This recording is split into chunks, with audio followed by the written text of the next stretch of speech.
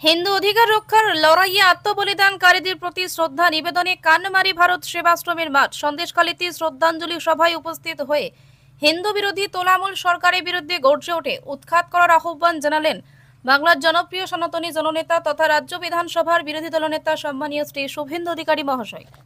সেজন্য এখানে এসেছেন শ্রদ্ধা জ্ঞাপন। 2009 সালে প্রদীপ মণ্ডল সুকান্ত ভাইদের নেতৃত্বে এখানে 2009 প্রথম হিন্দু সংগতির একটা শাখা তৈরি হয় প্রয়াত তপন ঘোষের উপস্থিত।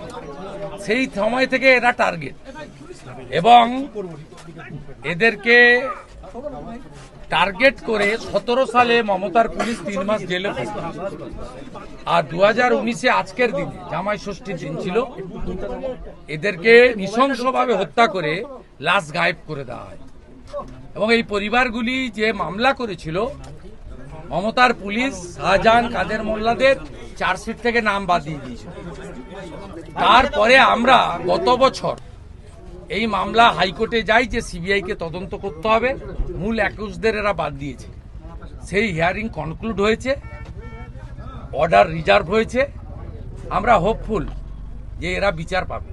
আরেকটা বিষয় শুভেন্দুদা, যে কাকদ্বীপে দেখা যাচ্ছে বাংলাদেশ আন্দোলনে যারা ছিল সেই সব ছাত্র নেতা, তৃণমূল ছাত্র পরিষদেরও সদস্য, সক্রিয় সদস্য, এখানকার ভোটার, তার দাদা বলছে দুদিকেই ভোট টোট দেয় ছেলে।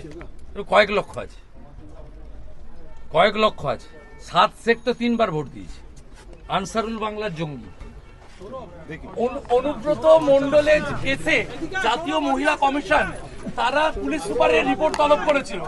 পুলিশ সুপার বলেছে যে আমরা কেস রুজু করেছি, আমরা ডেকেছি, কিন্তু মোবাইল কেন বাজেয়াপ্ত হলো না? এই ধরনের প্রশ্নের উত্তরে জাতীয় মহিলা কমিশন তারা নট স্যাটিসফাইড জানিয়েছে। ও বারে বারে নট স্যাটিসফাইড হয় কিন্তু অ্যাকশন হয় না। ওই ওয়ান্ট অ্যাকশন। নন্দীগ্রামে 20 জুন প্রধানমন্ত্রী আসছেন, পশ্চিমবঙ্গ দিবসের অনুষ্ঠানে 20 জুন নন্দীগ্রামে আসার জন্য আবেদন জানানো হয়েছে প্রধানমন্ত্রীকে। এরকম কোনো খবর নেই, এটা ভুয়া খবর মিডিয়ার। এখানে নারী নিরাপত্তা বিষয়টা কি আরো একবার দেখছেন? কারণ নারী নিরাপত্তা নিয়ে নারী নিরাপত্তা নিয়ে শাহজাহান বাড়ি ফিরলে আর মমতা মুখ্যমন্ত্রী থাকলে কোনো নারী সুরক্ষিত নয়।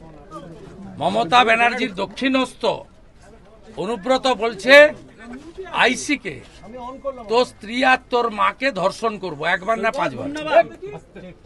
কালকে হবে নারী সম্মান যাত্রায়, বোলপুরে দেখা হবে। বিকালে আসুন, চাঁদপুরে তেরঙ্গা র্যালি আছে।